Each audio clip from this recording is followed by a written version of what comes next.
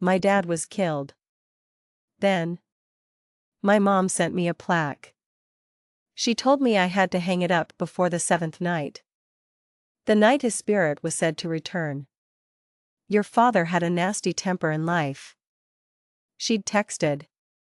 I'm worried he'll come for you. But when I got home from work, I found my new neighbor had taken my plaque and hung it on her own door. I went to get it back. But the old woman just looked at me in shock. The top carving hides the words "Soul Enter." The bottom one hides "Take Host." You think this is to protect you? Whoever sent you this wants a ghost to possess you. A cold sweat broke out across my skin. I glanced over my shoulder and saw my dad slowly walking up the stairs. I'd never even seen the neighbor who had just moved in. This was our first interaction. Honey, look for yourself. Right here. And here. The old woman's hair was completely white. Her face ancient and etched with wrinkles that held traces of dust. I felt a pang of pity for her and didn't have the heart to argue. That's impossible. My mom sent it to me. She's afraid my dad will come for me on the seventh night of his passing. The old woman's left-hand corner of her mouth quirked into a sneer. Is she afraid he'll come for you? Or is she hoping he will? I leaned in, following her pointing finger. And for the first time, I looked closely at the plaque. Sure enough, hidden within the ornate carvings were the faint words "Soul Enter" and "Take Host." And pressed into the wood beside the top inscription was a red thumbprint. Get up there and see if that print belongs to your mother. I stood on a chair, examining it. The fingerprint was definitely my mom's. She had a small, faint scar on her thumb from an old injury. And this print had a tiny, thin gap in exactly the same spot. Then I noticed a small stamp in the corner of the plaque. Ma'am, there's a stamp here too. The old woman's face was cold, almost frightening. She rolled her eyes at me. That's the mark of the person who put the curse on it. A sudden ache filled my heart. Why would my own mother have a cursed plaque made just to kill me? You're not the only child. Are you? The old woman's voice pulled me back to reality. Oh. No. I have a sister. The old woman's brow furrowed slightly. That only ever happens when there's a son in the family. Or one child is favored. She scratched at the wrinkles on her face, her fingernails instantly filling with grime. I had a sudden thought. Ma'am, if this plaque is dangerous, then you. But before I could finish, the old woman suddenly screamed toward the stairwell. Who are you? Her shriek was terrifying. A raw, ghost-seeing cry mixed with a sob. I followed her gaze, and a chill shot up my spine. My dad was walking up the stairs, one step at a time. How was he here? Wasn't he dead? I collapsed to the floor in fear, grabbing the old woman's pant leg. Dad. That's my dad. The old woman stood in front of me, unleashing a string of curses at my father. My dad stopped less than 6 feet away from us, a look of confusion on his face. Chloe. Who is this old woman? Why is she so rude? I blinked, peeking my head out. You're not dead? Don't be ridiculous. My dad barked angrily. Cursing your own father? What's wrong with you? But Mom said you were killed in a car crash a few days ago. My dad's fists clenched. You've seen a ghost? All right. It wasn't me who died. It was your mother. I was utterly lost. My dad continued up the stairs, getting closer. What did your mother tell you? Did she video call you? Phone you? She. She texted me everything. She said I didn't need to come home. That it was hard to get tickets during the holidays anyway. Humph. I'm telling you. Your mother couldn't rest in peace.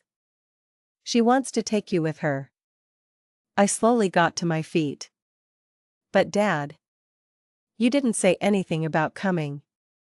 And if Mom really died, why didn't you tell me? I called you the day she died. Your husband, Mark, answered. I was busy with the arrangements. So I told him to let you know. I also told him the house felt empty and I was coming to stay with you for the holidays. I pulled out my phone and checked my call history. There it was. A call from my dad. Marked as answered. But why hadn't Mark told me? Seeing the disbelief still on my face, my dad said, if you don't believe me, call your husband and ask. I called Mark. But he didn't pick up. Fine. Call him later. I'm exhausted from the trip. Let me in for a drink of water. Wait. A withered hand suddenly gripped my wrist as I reached for my keys. It was the neighbor. Honey. Regardless of who died. Isn't today the 7th night? The night the spirit returns? Her words made my hair stand on end. Until I figured out what was going on. I couldn't let anyone in. Was the man in front of me really my dad? He stared at me coldly, urging me to open the door. I forced an awkward laugh. Haha. Oh. I don't believe in all that superstitious stuff. I fumbled in my pocket for a moment. Then slapped my thigh. Oh no. I must have left my keys at the office. My dad's expression darkened. The old woman beside me, however, smirked. Dad. Let me take you to a diner downstairs to eat first. I'll have Mark bring the keys over. My dad said flatly. I'm not hungry. The old woman clasped her hands. Her smile like a hidden blade. You're not hungry. But your daughter just got off a long day of work. Aren't you going to give her money for dinner? My dad whipped his head around to look at the old woman. But she wasn't scared at all. She pointed to her own door. Why don't you come sit at my place for a bit? Have some water? My dad's body tensed. He reached into his pocket, pulled out $100 bill, and handed it to me. I'll wait for you at the door. And don't believe a word your mother says. She was never your real mom. She's the one who killed your real mother. Now that she's dead, she doesn't want to take your sister. So she set her sights on you. I'm your real father. Would I ever hurt you? My heart seized. My mind exploding as if years of mystery had been solved in an instant. I'd always felt my mother favored my sister. But I could never put my finger on how. She was nice to me, too. But it always felt like it was for a purpose. She was only nice to you because you were a good student. My dad continued, seeing the tears welling in my eyes. She knew you'd be successful. She wanted to ride your coattails. Don't listen to her lies. Clutching the money, I turned to leave. The old woman called after me. Honey. If you need help, remember me. Knock on my door 3 times. And I'll be there right away. I walked like a zombie to the small diner downstairs. A steaming bowl of soup was placed in front of me. But I had no appetite. Pay first, the owner said, tapping my table. I handed her the $100 bill. A minute later, she slammed the bill back down on my face. What's your problem? Trying to bring bad luck on me during the holidays? I looked up, confused, at the angry owner. Is this for people to use? I looked down. The $100 bill had turned into a hell note. I was on the verge of tears, apologizing to the owner while paying with my phone. She finally backed off after the payment went through and turned to greet other customers. What can I get for ya? Come on in. I frantically pulled out my phone to call Mark. This time, he answered quickly. Hello? Honey. Where are you? You have to come back. Now. He sounded out of breath. What's wrong? Why are you crying? My dad. My dad is here. What? Your dad? He sounded completely surprised. Yes. Yes. I told him everything that had happened. He just laughed. Your dad did call me. I forgot to tell you. It's been crazy busy at year end. My mind is mush. What? He said Mom died in a car crash and he was coming for the holidays. He even told me the date he'd arrive. So my dad's not dead? Then what about the hell note? The owner of that diner is no good. She must have swapped your money. I glanced over at the owner, who was serving other customers. She caught my eye and gave me a smug, triumphant smirk. It seemed that was the case. I angrily stuffed the hell note in my pocket, planning to expose her online later. Mark was still on the phone. You should get back here. Don't keep your dad waiting outside. But I was still terrified. If it was my mom who had died, why would she send me a plaque that had been cursed by a master? I took out my phone again and called my mom. After a long series of rings, she picked up. I was trembling. Hello? Mom? It's Chloe. Hearing my voice, my mom's tone immediately brightened. Chloe. Today is the 7th night since your father's death. Did you hang up the plaque? I did. Oh. Good. Now. Go home immediately and don't go anywhere else. Do you hear me? My heart dropped. But Mom. Why does the plaque you gave me have the words Soul Enter and Take Host on it? The line went silent. All I could hear was static. After a long pause, she spoke again. Her laugh strained.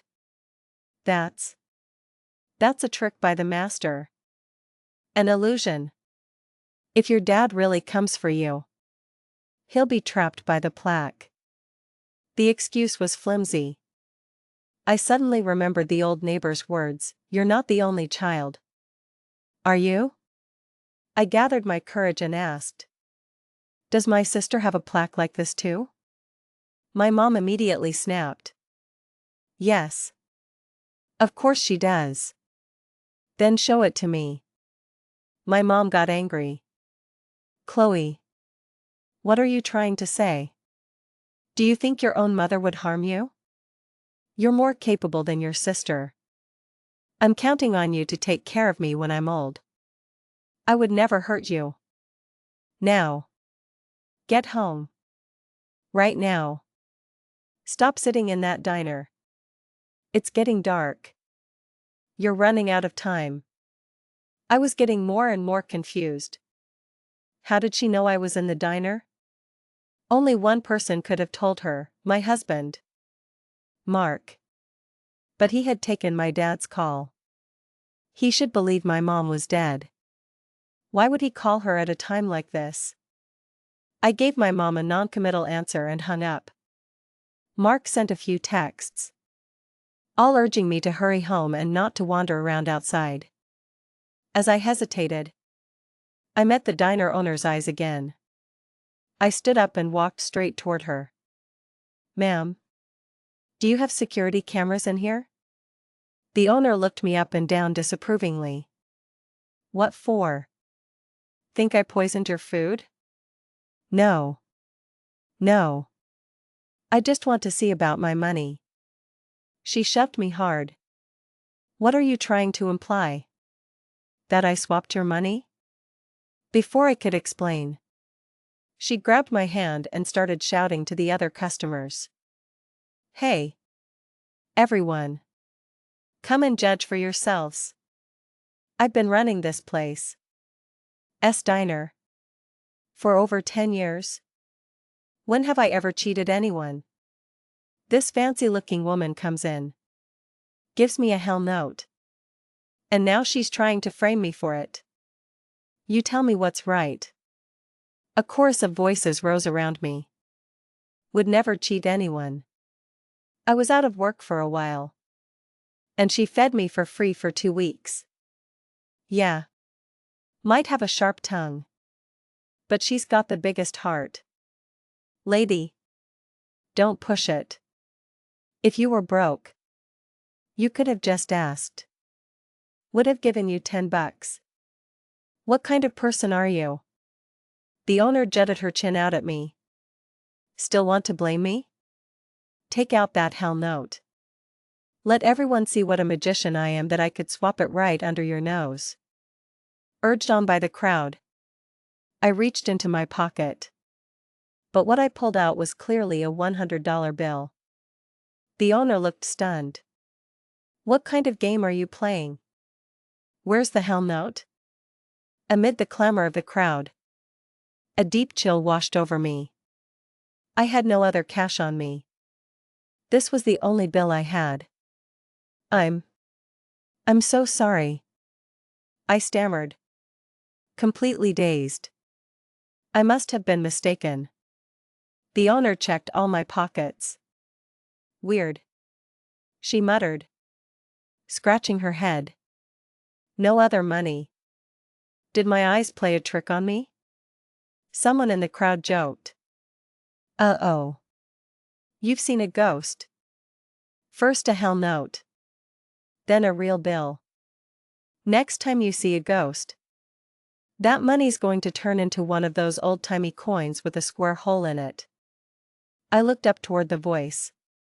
But before I could find the speaker, I saw 2 familiar figures across the street, hurrying into a motel. It was my husband, Mark, and my sister, Mia. What were they doing together? I dashed outside. The 2 of them were at the counter, checking in, looking like they were in a frantic rush. After they went upstairs, I immediately went to the front desk and got the room next to theirs. The walls in this motel were thin. If I pressed my ear against the wall, I could easily hear what was happening next door. What do we do? If my sister doesn't go home, the plan won't work. It was Mia's voice. What did your mom say when she called? She told her to hurry home and not to stay at the diner. It's a dead giveaway. How could your mom know she was at the diner? No wonder she hasn't come back yet. She must have figured out something is wrong. So what now? My dad's ghost is already at the door. If she doesn't go back soon, it'll be too late. Don't worry. Don't worry. I'll give her this soul-luring bell. Even if she doesn't go home, your dad will be able to follow the sound and find her. I clapped my hand over my mouth, terrified I would make a sound. Tears streamed down, soaking the back of my hand. When did those 2 get together? Why were they trying to hurt me? I couldn't trust anyone around me. Where could I possibly go? Just then, my phone rang loudly. I pulled it out. It was Mark. In the next room, I heard Mia exclaim. Shit. Did you hear that? That's your sister's ringtone. She's listening to us. I silenced my phone and ran. As I rounded the corner and bolted for the stairs, I heard Mark and Mia shouting behind me. "Sis! Don't run. Let me explain. Honey. It's not what you think. Don't run." I didn't dare believe them. As I ran, I tried to think of where to go. Right. The neighbor. She said she would be there. I sprinted back up the stairs. Knock. Knock. Knock. 3 sharp knocks. I heard the scraping of a chair inside. She was coming. The door opened to the same cold expression. "You've come." I fell to my knees in front of her. "Ma'am. Please. Save me." I pulled the $100 bill from my pocket, wanting to show her my dad was really dead. But when I looked at the money, I froze. It wasn't a bill anymore. It had turned into a yellow, papery coin with a square hole in the center. The man in the diner had said, "Next time you see a ghost, that money's going to turn into one of those old-timey coins." My body went rigid. I slowly raised my head. The old woman smirked. "So your dad isn't alive? Is he? But does that make you a living person?" From behind me came my dad's voice, low and hollow. I turned around to see the two of them glaring at each other. The old woman sneered. "You violent spirit. You were no good in life. You let your wife die. And now in death, you want to claim another soul." My dad's feet suddenly left the floor, and he floated on the stairs. "And you? Dare you open your door and let my daughter see whether you have a home for the living or a tomb for the dead?" I stumbled back in terror, my back hitting the cold wall. The old woman's face grew uglier. My dad slowly looked at me. "Don't trust her. She's been dead for years. Look at the wrinkles on her face, they're full of the grave dust." The old woman's face twisted in rage. She bared her fangs at my dad. "You lie. A violent spirit is no match for a blessed one who died of old age. I died peacefully. I would never harm anyone." Then she held a hand out to me. "Come. Dear. Hide in my house. I promise I won't hurt you." My dad also held out a hand. "Honey. Open the door and let your dad in. Dad is here to protect you today." I was completely and utterly lost, not knowing who to believe. From the stairwell came the shouts of Mark and Mia. "Honey. Let me explain. Sis. It's not what you think." When I looked up again, the old woman and my dad were gone. In front of me stood my sister, with whom I'd grown up, and my husband, with whom I'd once been so in love. I stared at the two of them, paralyzed with indecision. "Sis. Hurry. Get inside," Mia said. "We're running out of time." "Running out of time for what?" I pressed myself against the wall, looking at her in terror. She suddenly knelt, her eyes welling with tears, and grabbed my hands. "Sis. I'm not as capable as you. I need you to help take care of Mom in the future. I know you know the truth now, she isn't your real mom. But I truly see you as my real sister. Without you, I could never afford her medical bills on my own. She's sick. Very sick." I was shocked. "Why didn't you tell me?" "She was afraid you'd hate her. For how she and Dad forced your real mom to her death by refusing to pay for her treatment. She's been hiding it." "Then what about the plaque? Why lure Dad back?" "It's to seal him in the plaque. Your real mom is coming for him. So he's turning around and coming for you. We had no other choice. Their words had me reeling. But why not just tell me the truth? Mark frowned, pulling a lab report from his pocket and handing it to me.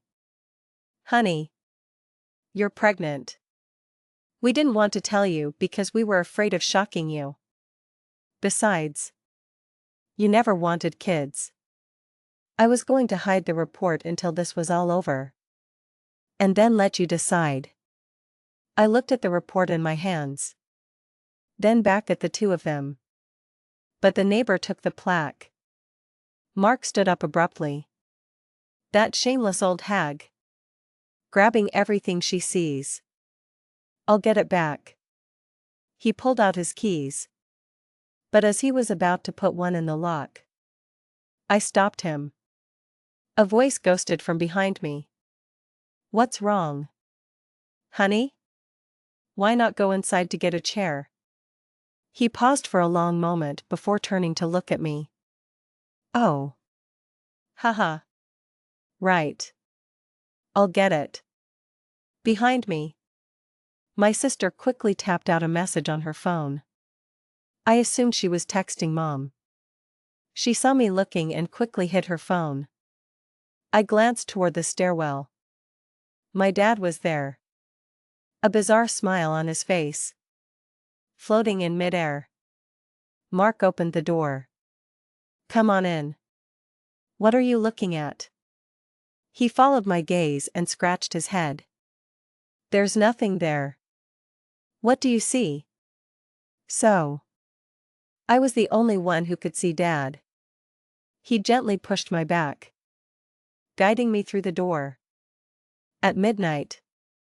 Your dad will definitely try to get in. You just rest. Your sister and I will keep watch. You have nothing to be afraid of. I nodded. My sister stood up. Sis. I'll go get you a glass of warm milk. I lay on the sofa, watching the clock on the wall. It was already 10:30. Mark came out with a chair, took the plaque off the old woman's door, and rehung it next to ours. In a daze, I saw my dad standing at the door, a grim smile on his face. Mia handed me the warm milk. Sis. Why are you so out of it? I turned to look at her. Because Dad is standing right there at the door. Can't you see him? She whipped her head around, her body stiff. I casually poured the milk into a nearby potted plant, then pretended to drink from the empty glass, laughing loudly. Just kidding. You're so gullible. She finally relaxed. You scared me to death. Wow.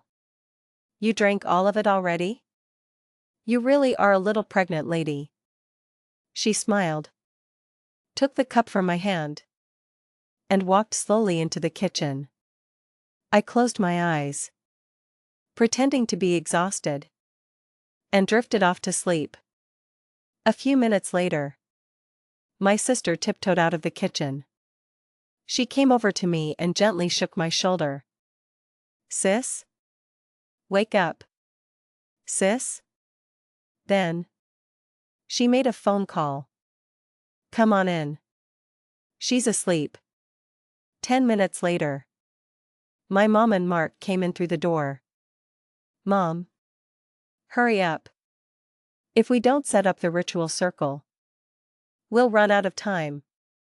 Mark urged cautiously. My mom, however, complained irritably. The tiny motel room you booked for me was awful. I only got half an hour of sleep. And my whole body aches. Mark quickly apologized. I'm sorry. Mom. I'll book you a big hotel next time. I promise. This was the only motel near the apartment. There really wasn't a choice this time. Humph. With you like this? How can I trust you with Mia? If she weren't pregnant, I would never have agreed to you two being together. My heart felt like it was being ripped apart. Since they had walked in, I had been silently hoping, praying that Mark and Mia were good people. I never could have imagined that humans could be more terrifying than ghosts. Peeking through my lashes, I watched my mom arrange a bizarre ritual circle on the floor. After a long while, she stood up, pressing a hand to her lower back. There. It's exactly like the master taught me. As soon as it hits midnight,